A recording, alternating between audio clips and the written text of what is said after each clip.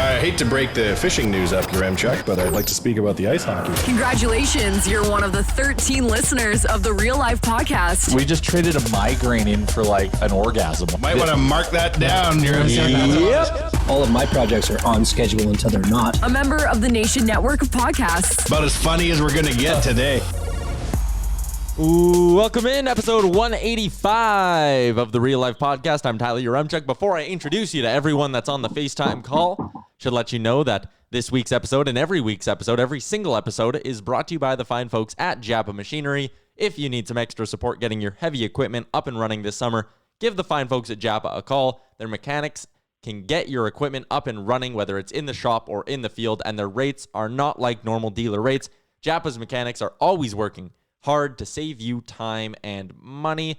Check them out online. Check them out on Instagram. Check them out on Twitter as well. We're always tagging them in our posts. So why don't you follow us on Instagram and Twitter at The Real Life Podcast. And now we bring in the guys on the FaceTime call because we are still doing quarantined podcasts. Jay, Bagged Milk, Wanye, and Jay, I don't know how you can even respond to this, but I saw the Nation truck the other day driving downtown. Then I made one turn and I saw the Nation Beer G-Wagon. What are we calling that? I don't know, but I saw them both within like 30 seconds. It was an exciting day. Hey, we're out on the streets, man. I'm not surprised. Is there an official name for what sales guy Jared is done to his G-Wagon? The Nation Beer Wagon? The Nation Beer Wagon, that's what it is, huh? The Beer Wagon. Man, he did a great job on that. It looked sharp. The B Wagon. And did he take it on like a tour to a bunch of breweries as well? So Jared is a crazy man. He is. He left Friday and came back Sunday and drove to Kelowna and back. Wow. Impressive. If anyone has driven to Kelowna, it's like at least 9 hours. Yeah. Minimum. Did anyone else drive to Kelowna this weekend? I drove to a liquor store. I put gas in the Nation truck for the first. It feels like I drive around a lot, but it's obviously in a really tight little circle area, and I put gas in it, which in the truck for the first time in what feels like it felt like 3 months, but I guess maybe it was like 3 weeks, but it felt like forever. I've gotten gas. I was thinking about this yesterday, actually. I went out to my old man's yesterday and just like hung out and had a barbecue. We were supposed to build a gazebo, but bless the rain for preventing me from doing manual labor. I've only gotten gas twice since March. Wow. Oof. You must be rich. Oh, I'm gas rich. All that money going right into, well, Nation Beer and other consumables. I'll tell you what I tried to do yesterday. For once, I was thinking Arby's, clearly still not on any delivery app, hopped in my car, ran an errand, and then go to wheel into the drive-thru. Power outage. What? Yeah, there was a lot of people that were talking about a power outage yesterday. I didn't have anything out here in the West End. We were all golden out here. Oh, I was disappointed because finally it dawned on me. I was acting on my thought and kicked right in the roast beef sandwich. Up here in St. Albert, all the power lines are gold. They're made out of solid gold, so we've never had a power outage. Oh, nice. Yeah. I'm still rattled by Arby's. Like all these people tweet me pictures of available delivery, and in my hood, and there's a beautiful Arby's just down the road from me, and I can't get it without leaving. I don't get it. I don't get how you're not doing any delivery right now. I know if it wasn't for delivery, Oodle Noodle would be in big trouble. It's a very important piece of business for us. Yeah. So it's kind of confusing. But yeah, I got just fucking power outage. Yeah, I took to Twitter after and I was seeing it. Ever heard like downtown was basically a blackout for a bit. Before you move on from Oodle Noodle, Jay, I just wanted you should talk about the donation you guys did on, was that Friday? Friday. Yeah. So we did our food delivery Fridays. We went to one of Winhouse's shelters and dropped off 400 meals worth of food. They have limited budgets, and and when they do get money, they have to spend it on food. So be able to provide something like food for them was super important. So super cool. Got to meet the team behind the charity and have great conversations with them. So it was super cool to do that. And it was still kind of reeling from it. Did a little post today on LinkedIn talking about it. But yeah, no, very cool. And then just wrapped up this week with Sports Central, and we're about to announce our new week's partner, Zoe's Animal Rescue Society. Oh yeah, they're cool. They do a lot of fostering animals there. I know a girl that's heavily involved with Zoe, so that's cool. I'm looking at the photo on Oodle Noodlegram on Instagram. What exactly are you guys? What are you delivering there? Is it just noodles, or is there sauces in there? Like, is it a whole thing? Yeah, it's noodles and sauces. So we got, I think there's about 3 boxes of noodles and 1 giant box of sauce that we provide. So all they have to do is just add in some veggies or protein, and they've got themselves a big meal for a lot of people. Sweet. Good for you guys. Wanye has the pause button on his face, so either he's actively going to participate in this podcast or he's busy watching the oil change documentary on YouTube, because someone tweeted us and told us that every single episode of Oil Change is now apparently on YouTube. No, he's here. Wanya's here. That's actually where I wanted to start with today's podcast. It ran from 2010 up until 2013-14. So pretty much fucking nightmare. Just the absolute worst parts of the Oilers over the last however many seasons, right? My question to you guys is, from those seasons, which parts, with hindsight in mind, would be the absolute hardest ones to watch? I'll go ahead and start. I'll say episode 1 through whenever the fuck it ended, because that was supposed to be a glimpse behind the scenes at how a successful rebuild started. It was just like, I remember, I mean, obviously I'm paraphrasing because it's been a long time since I watched it, but I remember the end of the first season where they drafted Taylor Hall and Steve Tambellini was kind of sitting in the backseat of a car talking almost like mission accomplished, here we go. And it's just like, man, it goes through the Eric Belanger signings. It goes through all kinds of stuff. I saw the tweet too where somebody mentioned that it was on YouTube, all the episodes that is, and I couldn't imagine watching it again. It would just make me mad. Fuck, I drank the Kool-Aid of every word spouted on that. So much so where Wanye constantly reminds me and makes fun of me about how I believed when Eric Belanger asked for an extra year because he believed in where the team was going when we signed him. Well, I'm only making fun of you because it's so painful on my end. I mean, believe it or not, I couldn't watch Oil Change because I was so I couldn't watch. It was like we were living Oil Change every day. Why do we want to watch a show about it? Oh, yeah. I heard a rumor that Steve Tambellini actually doesn't know that he's fired and he's still assessing the team from somewhere. I'm reading here the official descriptions of all the episodes, and it feels like even the people in charge of this show slowly gave up, because in season 1, these things are like full-on paragraphs about every episode. Like the first one ends and goes, the Oilers return to Edmonton, or it goes, with the eventual pick, or they eventually picked Taylor Hall and other carefully chosen players from later rounds of the draft. The Oilers return to Edmonton. There they launched the bold, wholesale rebuild promised by Tambellini and Lowe, with the full backing of billionaire owner Daryl Cates in the Oil Change pilot that aired on TSN the night before the draft. So the first season is like paragraphs. The second season is like 2 to 3 sentences.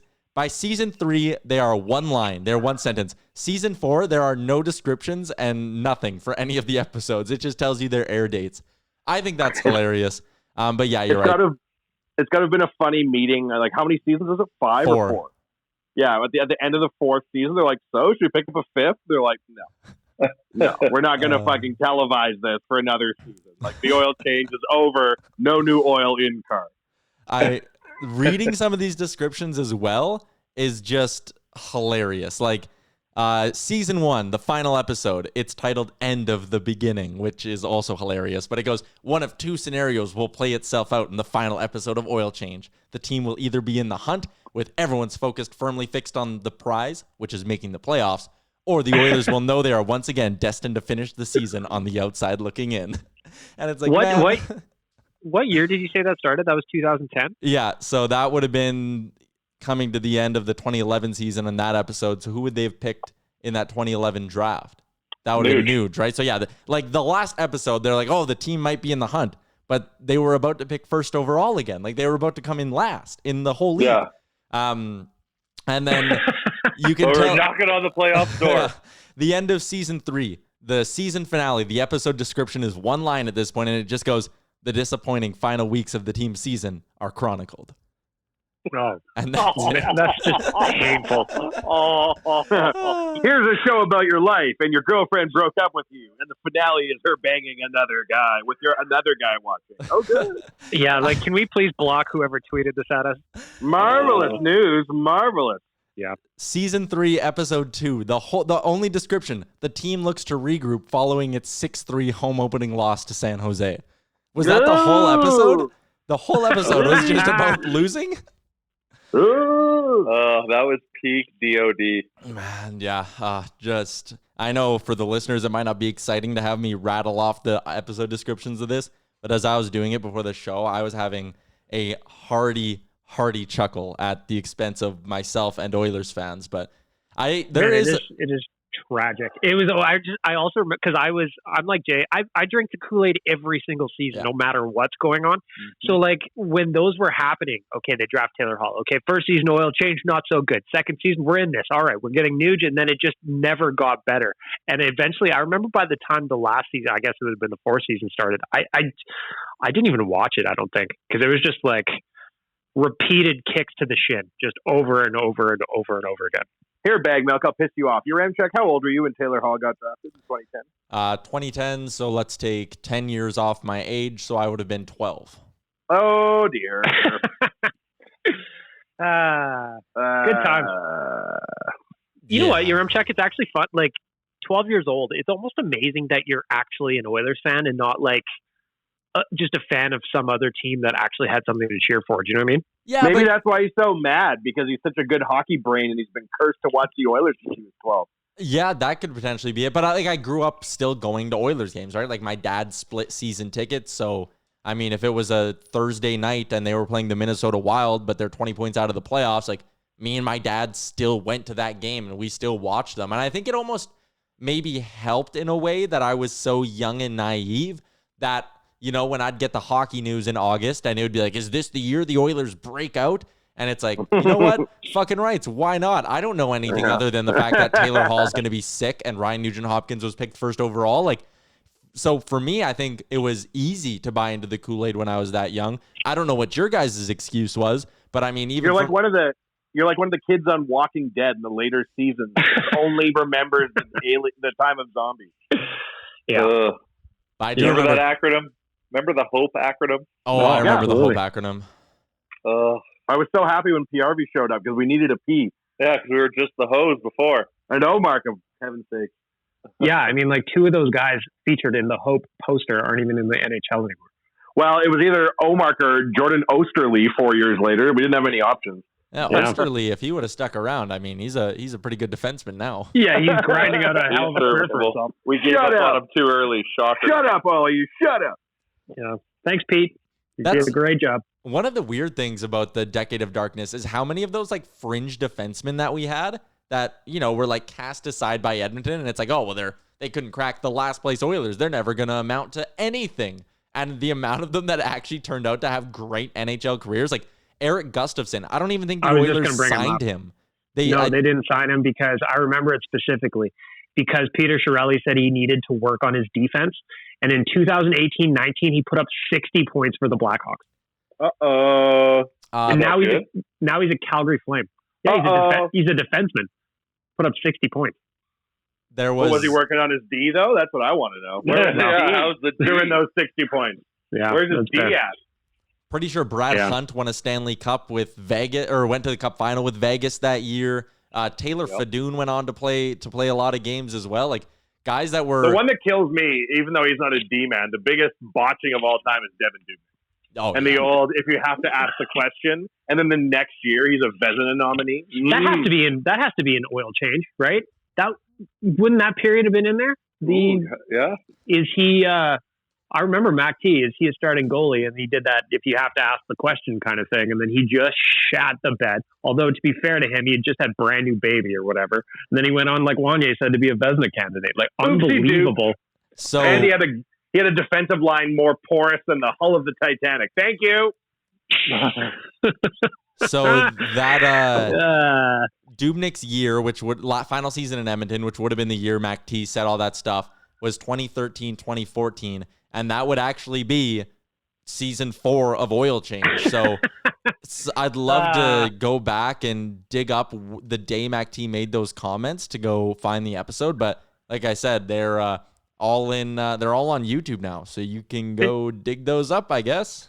What would be an amazing addendum, like a director's cut to Oil Change, would to go through it now and like point out what's actually happening. It would have been amazing if they kept the show going and been like, they want to sign what's his nuts to a 4th-year deal, and the narrator's like, this was of course an incorrect strategy, and the Oilers are condemned to being terrible for yet another year. The Oilers are watching it like, what the hell? We don't remember that. Yeah, so we covered it, the Devin Dubnyk thing, that is. May 24th, a fresh-faced Jonathan Willis had the whole quote from MacT on it, and boy is MacT doesn't really show a whole lot of confidence in his goaltender here. Just real quick, it says, Devin, I think you're right. The verdict is out on Devin. I've always believed that when you're assessing goaltenders, if you have to ask the question, you already know the answer. And then the Minnesota Wild skated through, and they're like, we'll take your crappy 9-foot goalie off you. Here's a delicious cheese croissant.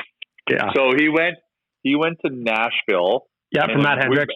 I remember we watched his first game. And everybody thought we knew him, remember? And he is still in his Oilers pads, and he just got shelled. And everyone was like, oh my God, you guys must be best friends. And we're like, yes, of course. Everyone thought we traveled all the way to Nashville to watch Devin Dubnyk's first game as a Predator. We were just as shocked as anybody.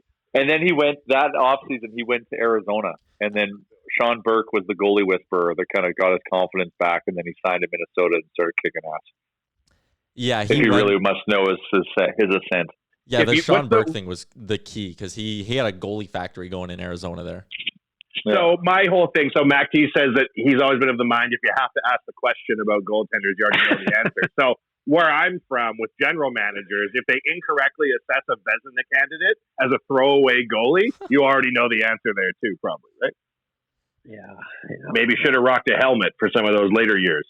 I mean, he did the exact same thing with Jeff Petrie too. He like challenged Jeff Petrie on a 1-year deal, and then he went on to have a wonderful career for himself in Montreal. Put all his eggs in the Justin Schultz basket, and boy, did that basket come. Well, even Justin Schultz is still a very good D-man now that he's been let free. Right?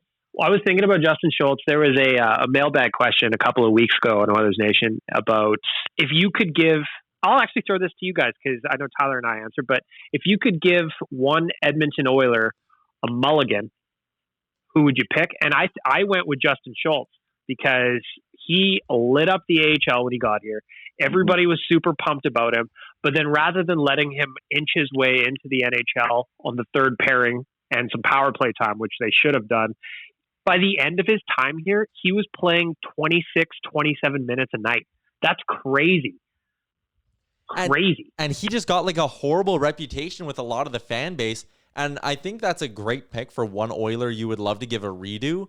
Because, like, how did he get so unfairly blamed for so much shit? Like, this dude was a first 2 years in the league. And like you said, playing all these minutes against the best players in the league, the other team's top competition. And fans are like, oh, fucking Schultz is such a baby. He can't do anything, useless, blah, blah, blah. And it's like, what do you want, man?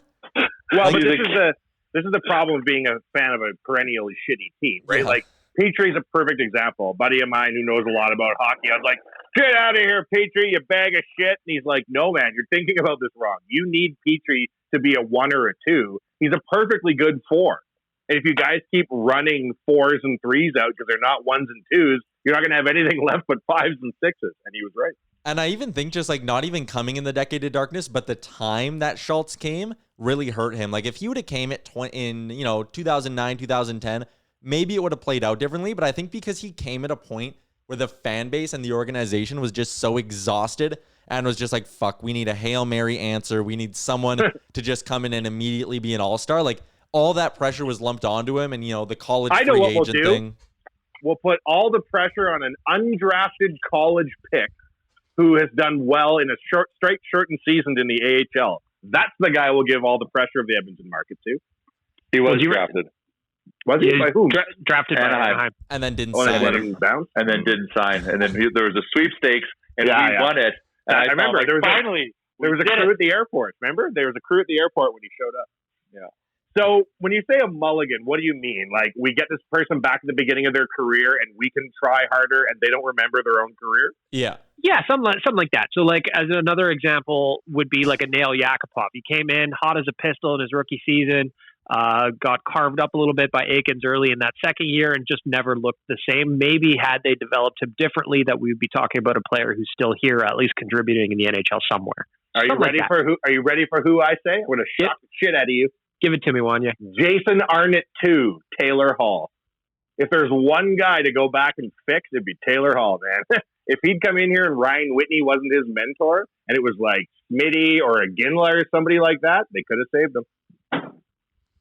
Gee, and that's a fair one too, because Taylor Hall is, even to this day, a very kind of, you split people when you talk about Taylor Hall. He's like Jason Arnott, man. Jason Arnott went on to have an amazing career in New Jersey, and he won a cup too, right? But he wasn't what he capital J, capital A when he first started out.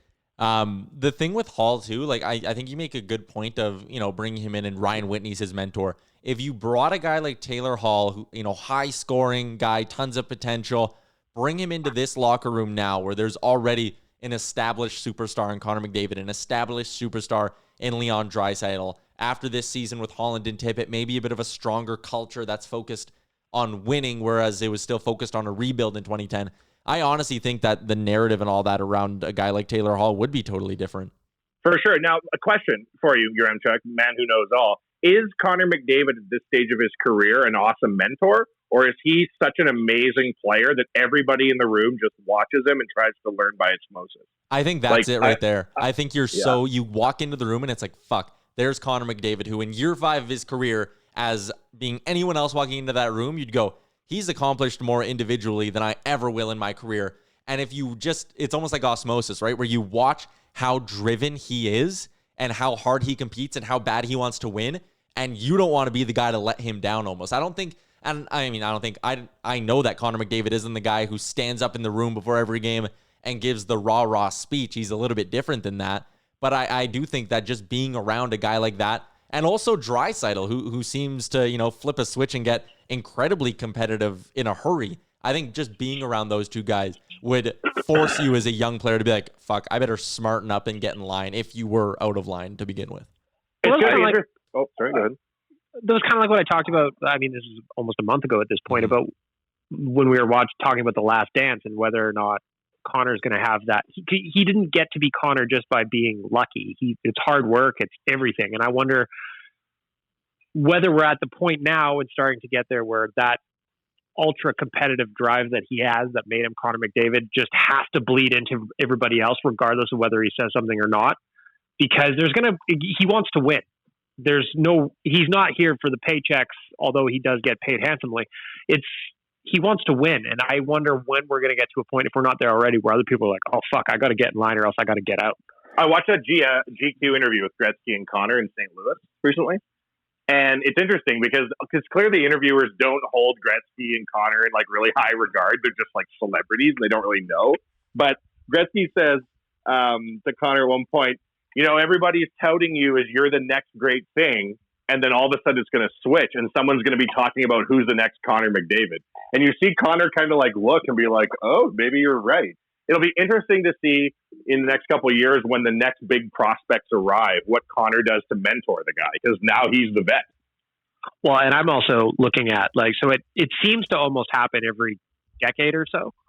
So there's probably a 10, 11, 12, 13-year-old kid out there that is just going to be smoking good when he gets drafted in. He's no Connor McDavid, though. That's what I'm going to say till the end of my days. I think McDavid is right now going through the transition of being that vocal leader, not the one where he might be standing in front of the room, but I bet you on a one-on-one basis. We know he calls everyone on their birthday. Like, he's checking in on his teammates. So he's doing, I think, the one-on-one things a good leader needs to do outside of his outstanding play and work ethic. I think he's starting to transition and move into that role more and more. And I think we'll be shocked to see what we can get out of the rest of the team. And I think it's even happened this season. I remember hockey. It was fun to talk about hockey for a few minutes here. You're going to be reminded about it very soon here, hopefully start of August. It is going to be the strangest playoff 2020 of all playoffs. But slash the most needed. Oh yeah, the viewership's going to be impressive. Again, going back to the mailbag from this morning, actually, boys, what do you think about the idea that some people are saying that this season is going to need an asterisk? Well, clearly, I mean, I don't recall too many 4-month hiatuses in the middle of the season. But is the asterisk negative or positive to you, Anya? Well, I'd love to see hockey positive. The only asterisk that needs, I think, to be attached is to the regular season because it didn't get completed. But once we're through the play-in round, the playoffs is going to be the playoffs. But there's 24 teams. I'm not here to bitch in June when the season's been canceled since March about when hockey comes back. I'm here to see hockey come back. Yeah. Like, it doesn't matter. Regardless, there's going to be some form of asterisk when it's talked about because they're going to denote the pandemic year of 2020 regardless. So who gives a fuck? The main goal is to just get hockey back on TV and get people, cheering and giving them more purpose in life. If I can watch Mike Smith get punched by Milan Lucic, cheer for Milan Lucic and against Mike Smith. 4 months later, cheer for Mike Smith against Milan Lucic. If I can watch Cassian rearrange my good friend Sam Gagne's jaw and 3 years later giving him a standing O when he scores, I can cheer for hockey in the middle of August and pretend it's June, no problem. I actually think that it's going to mean more to people, to be honest. Yeah. I think that, we're all going to get past, it's going to be weird, no doubt, no fans, blah, blah, blah. But I think that once we get over that part, I think it's going to be awesome. I think it's going to be like a rallying, unifying kind of moment for people. I think if the Flames play a game in front of no fans, every single Flame fan that's real showed up, really. Yeah, of course. You know what I'm saying? The point I made in the mailbag and on Oilers Nation Radio on Friday, and I made it specifically to Rick because I knew he'd be like this.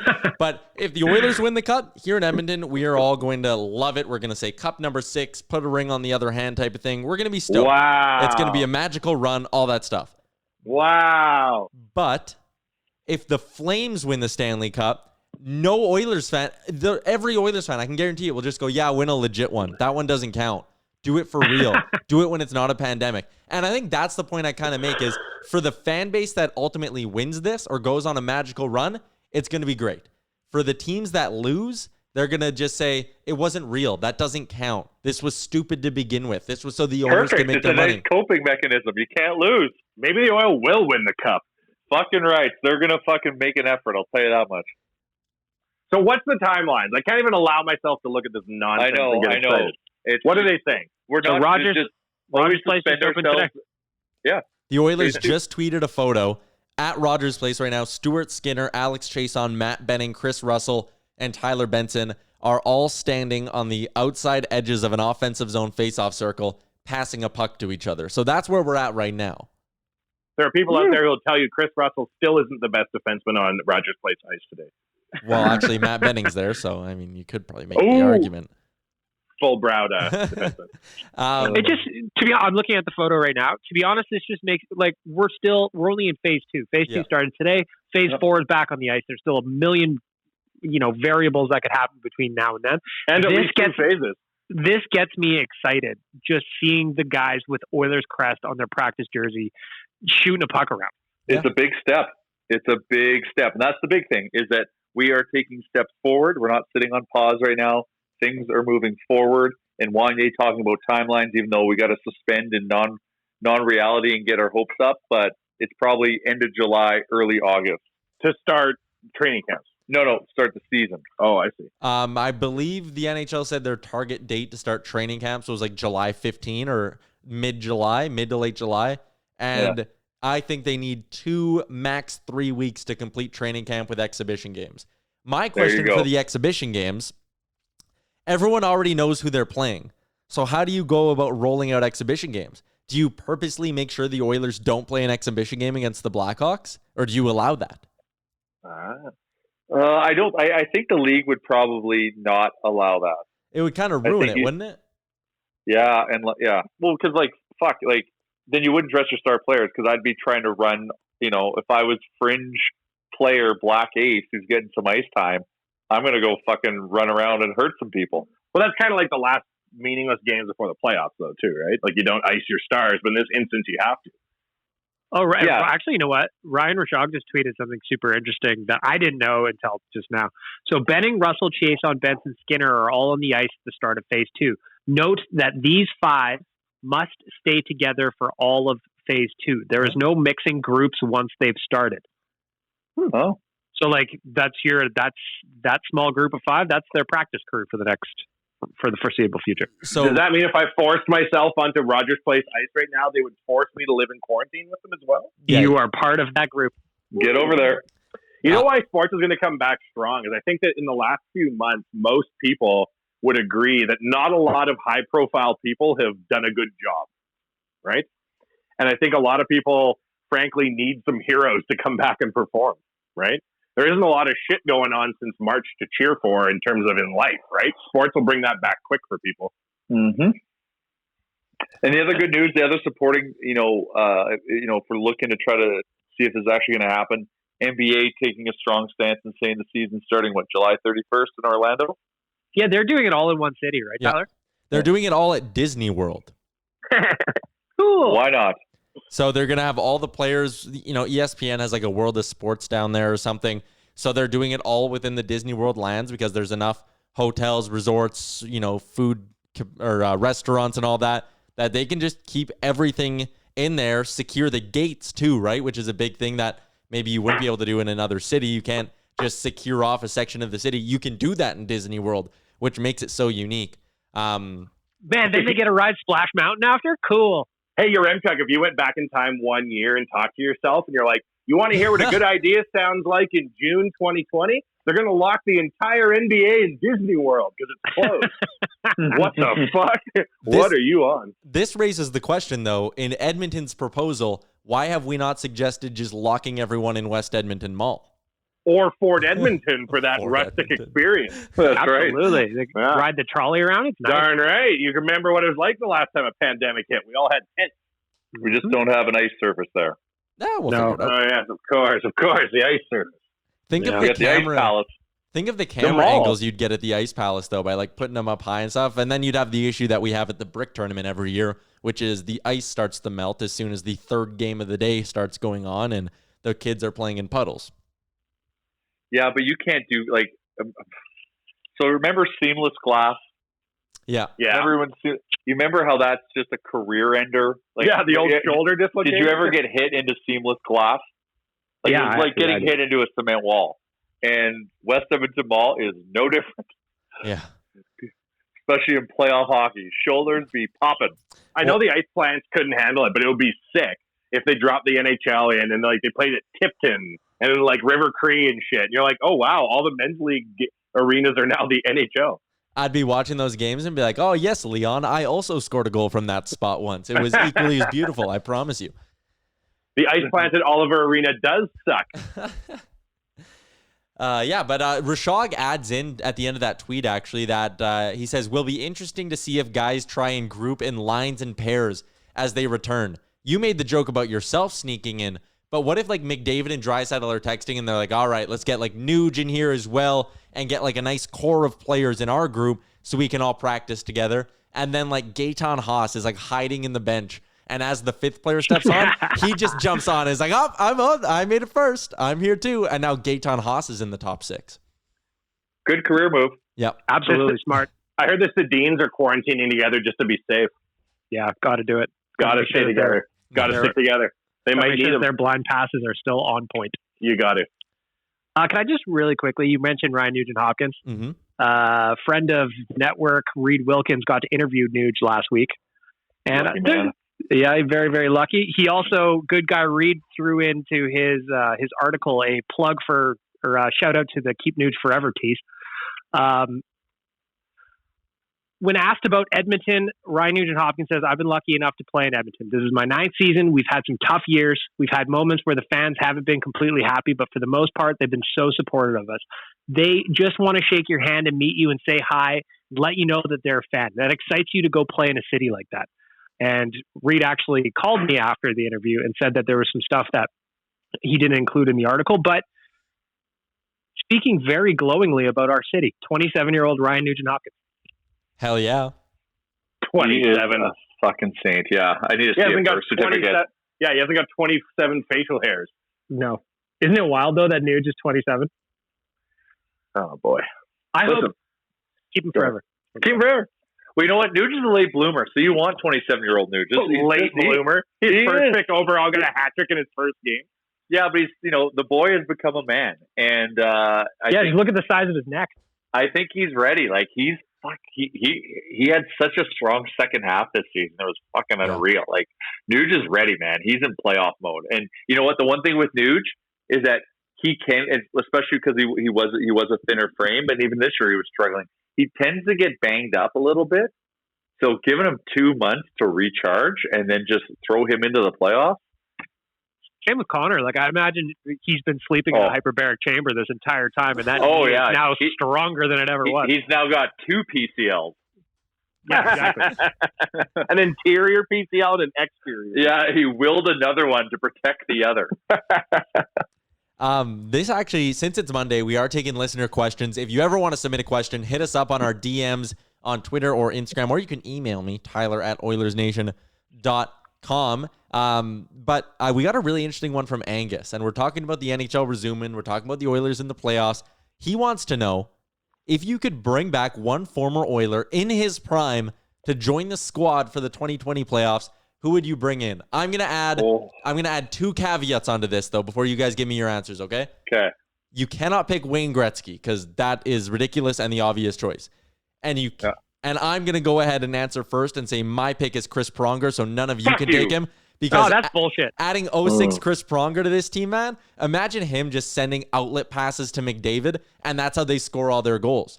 Pronger picks it up, quick pass to McDavid, down the ice, goal every single time. Imagine Pronger on that top power play unit. Deadly. Okay, well then, my pairing then, you Remchuk, you picked Pronger. I'm going to go Lubo. Lubo, look at that. How's that for a top pairing? Firing pucks up ice. There's a few. Who wouldn't want 06 playoff Fernando Persani? Throw him up with Connor? Who would want exactly? Like the guy can fucking shoot the biscuit, like especially in playoff mode, Persani. So you got to give him an honorable mention, but also like you got to feel like in playoffs it's a war, right? And there's no fucking better warrior out there than Jason Smith. That guy will go to war and will himself to the finals. Or also, like a very, very easy one to mention, the Oilers were on a heater of a power play this year. How much better would it have been, no offense, Alex Jason, James Neal, if our boy Smitty was parked in front of the net deflecting pucks? Prime Smitty, yeah. Yeah, Prime Smitty be good in the playoffs. What about Prime Billy Guerin? Oh, hot heat. Great. You know who I'd go? Cujo. Ooh. Oh, clutch. You roll Cujo out right now? Old fucking slide across the crease, make a save on Nieuwendyk, Cujo? Nobody's getting past Cujo. Ooh, you know what? Yeah, with goaltending always going to be, that's a good one, Wanye. Good one. Nobody's forgetting him. Yep. Those are some good answers. Shout out to Angus for We're the very question. smart. Great. Yeah, very, very smart. Very smart. Trip down memory lane. When your Remchuk was 5. Yeah. The other question I was floated, and I used it on Oilers Nation Radio on Friday, but I wanted to send it to you guys as well. NHL is going to 2014 playoffs this year. In a couple of years, we'll be at 32 teams in the NHL because Seattle's showing up. Would you be in favor of the NHL expanding to 24 teams on a permanent basis once Seattle gets here? So instead of 16 of 30 teams making the playoffs, it's 24 of 32. Is that too much? Do you want to see them stay at 16? Do you want to see them go to maybe just 20 and expand it by 4 more teams? So 66% of the NHL makes it. What's your take on that? Okay, so you're rewarding mediocrity by doing that. I understand the business element, more teams, more markets getting into the playoffs. The NHL, I could see the appeal to it, but like, we're basically giving everyone a participation ribbon at that point. I would like every team to make the NHL, and thus statistically end the likelihood of Decade of Darkness too. Yep, no, it's true. No. We're about to enter our chapter where we're always going to be in the playoffs, and we can shit on those who can't perennially like we used to. True. We need to get our pedestal to look down upon other fandoms. That's true. I plan on being insufferable when that time. I comes. cannot wait. My idea. You know what would be go ahead. I said my idea was add 2 more. I think a wild card play-in game would be good. And I think it's good for the league, good for growing the fan bases, good for revenue. If you have that wild card playing round, it would be 20 out of 32 teams making the playoffs. So it's not like an insane number. I think that's where you go with it.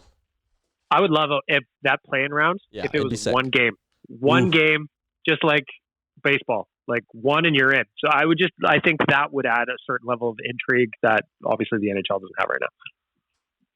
It would be amazing this year at the draft if when you were eliminated from the lottery, you dropped through the stage 4. Yes. Get catapulted out of and you got it. They're like, oh no, Steve Yzerman, he hurt himself. It's like most extreme elimination challenge. So the 16 teams that are in the lottery all run towards a wall that has 16 doors.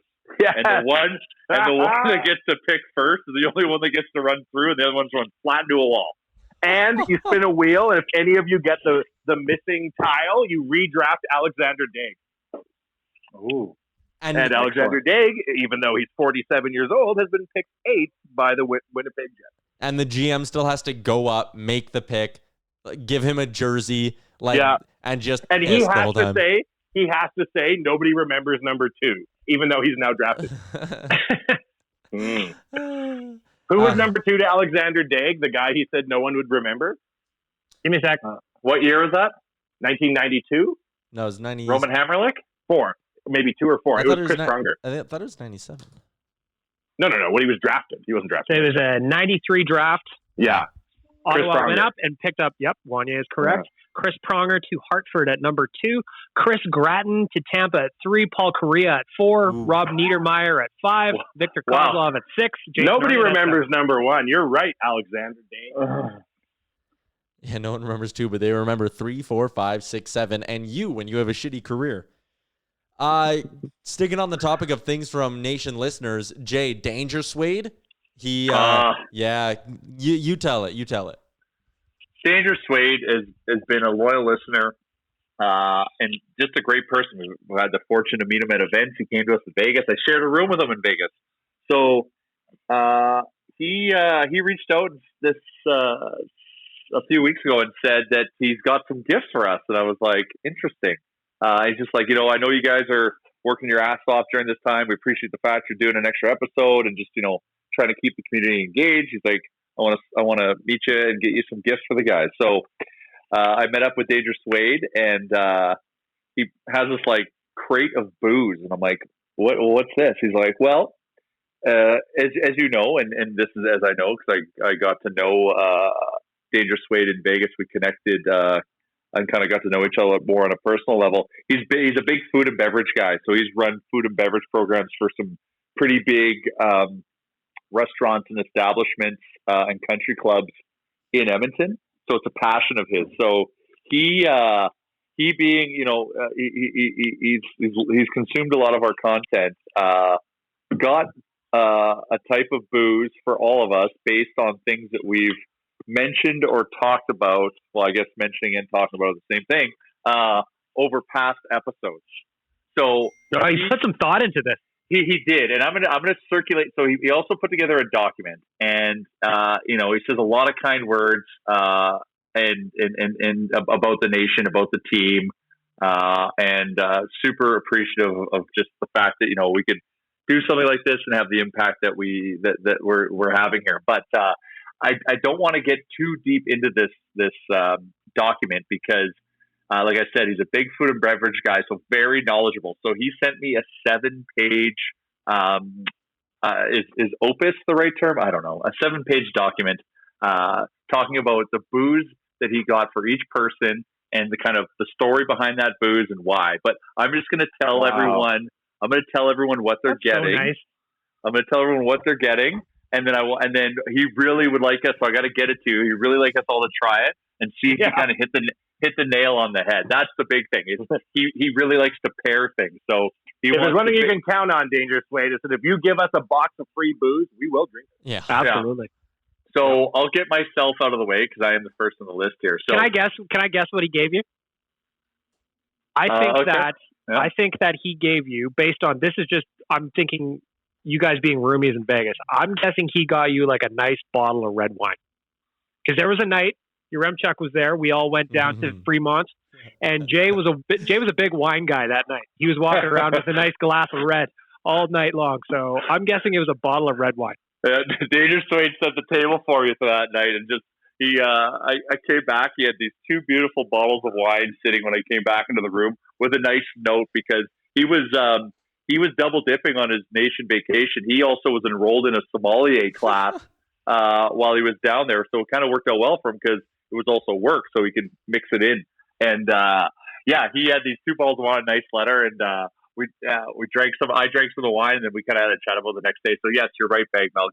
He gave me a bottle of 2007 Del Forno Valpolicella Superior. So once again, it's a full page here and walks through the history of the wine, talks about what I'm going to be experiencing. Somehow ties it to Connor McDavid. Very, very well thought out. And then to Wanye. Wanye talks about two things, one more exclusive than the other when it comes to booze. We got you a glass of Jordan Everly. What? Yeah. So he went, because like I said, he's a collector. He's got a bunch of different stuff. So we actually gave Wanye about, I think it's like 3 or 4 bottles of vodka. What? One being unreal. One obviously being Ciroc. Dangersuede, my loves, Puff Daddy and vodka. Yeah, so he's been listening. So he walks through all this. So I've got some vodka I got to deliver to you. Next is Chalmers. I wish he was here, but I think everyone in the world knows what he got, and that's a bottle of rye. But this one is no particular, like, this is not your Royal Reserve or Canadian Club that Chalmers like to sip on. This is, I'm going to butcher it, Cesaric 6-year-old rye. I've got the bottle. It looks crazy fancy. Dangersuede was briefly kind of telling me the story about how the rye is stored and aged and all this. But he's thinking, based on how Chalmers talks about rye, this is going to be the one for him. And then bagged milk. What do you think? What do you think Dangersuede got you? A bag of milk. Outside, but fermented milk. Yeah, I'm gonna guess it's got to be something beet based, some like sugar beets or something like that, almost like a Brum style something. I'm guessing it's rum. Is it rum? It is rum. He got you a bottle of rum. He got you a bottle of Ron Bota number 65. Cool. I don't know what that is, but I can't wait to drink it. Okay. All right. I'll give you one kind of sentence from it. This company, based in the Sherry region of Spain, called Jerez, is one of the Dr. Frankensteins of spirits. How does that sound? I mean, I'm fascinated to drink the Dr. Frankenstein of spirits. I cannot wait. It's a 17-year-old rum, and then it's aged in a sherry barrel for 3 to 4 years after. So it's older than your Remchuk. Man, I've got fancy boy rum here. All right. Now, your Remchuk, based on the clues you've laid out over previous podcasts, what do you think you got? Okay, well, let's just go I'll through give you a hint. You got 2 types of booze. Okay, so 2 different types. We have I enjoy hard facts and being grumpy. So but what do you think you've talked about? Oh man, I'm trying to think of like what kind of alcohol I've talked about. You talked about drinking beer and being happy when you're drunk. Yeah. So that's alarming, but also something to consider. And I think I've talked about rye. Like, I think. I don't know. I can't jog my memory that quickly on the spot. Just give it to me. No, that's all right. I just wanted to ask. So you are receiving a bottle of Berta Amaretto. Oh, fuck yes. Oh, that's unreal. Great call. Great call. And Berta Sambuca. Oh, Zambuca. Love Sambuca.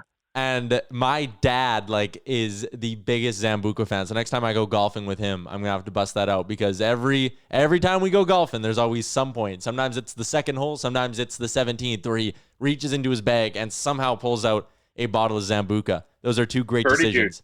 Yeah. Okay. Well, hey, he's all ears. He's listening to what we're saying. That's so good I'm shit. gonna get this all, and I'm gonna send this email to all of you so you can kind of read the story about all the stuff. and kind of why. But I thought it was important to share because the gesture is insane. So I want to thank you, Dangersuede, for being so kind and for listening to us yap for how many episodes? 185. 185, and being an amazing citizen. I had a great time hanging with you and being a roomie in Vegas, and this is just kind of blew me away. But when you did this, so I wanted to share with everyone in the audience because the level of thought and detail. And no, this is not a ploy so we can get more gifts. This is just we wanted to share a very kind gesture. Please sign up for my OnlyFans page. Thank you. Well, yeah. Well, at least no, that's incredible. Dangersuede, you are a gentleman and a scholar. I can't believe the attention to detail and the level of thought. It's very considerate, very just unbelievable, mind blowing. And now that you've given us all your thoughts on our booze, I think there's nothing left for us to do but drink all your booze and then tell you our thoughts. Yeah. You got a whole bottle of Ciroc in me. I'll go off on Maxi's decision making on that. Well, that's the thing he's most keen on. He wants to know if he nails it or not. This is he really likes to size people up and put them into the right cocktail. I love that too. That is so thoughtful. Thank you very much, Dangersuede. Unbelievable. Thank you very much. Okay, we're getting to the end of the podcast here. There were a few things that we didn't get to that we will on Thursday, though. One of them is the NHL is announcing a new show called, I just went off my computer here. Skates and Plates? Is that what it's called? Yeah, so basically it's a cooking show that has celebrity chefs teaching NHL players how to make, quote, how to prepare restaurant caliber dishes at home. It's going to be hilarious. We'll get more in depth on it when I get more info on it, and we'll go into that on Thursday. But try to think of some ways that we can tie that into the Oilers. What kind of dish would Connor McDavid like? Things like that. Wish we had more time to dig into that today. We also wanted to talk about Leon Draisaitl's Hart Trophy candidacy and how the goalposts are moving, as Bag Milk would say. We didn't have time to get into that either. But I'd like to add one final thing while you're wrapping this up. It sort of is a shout out to Oodle Noodle. Mm-hmm. And it was something I was going to ask Jay, but I'm just going to tell him this joke on the air, and then we'll get two birds stoned at once. Jay, did you hear that they're giving 20 million masks away through A&W, McDonald's, and Tim Hortons drive-thrus? Yes. And that 600 drive-thrus in the province of Alberta, they think 95% of the population is reached by that. Really? Yes. Now, it's bullshit Oodle Noodle wasn't included. Granted, we don't have a drive-thru. Yes. Shall we roll out condoms? They're going to give away 20 million masks. We're going to give away 300 condoms.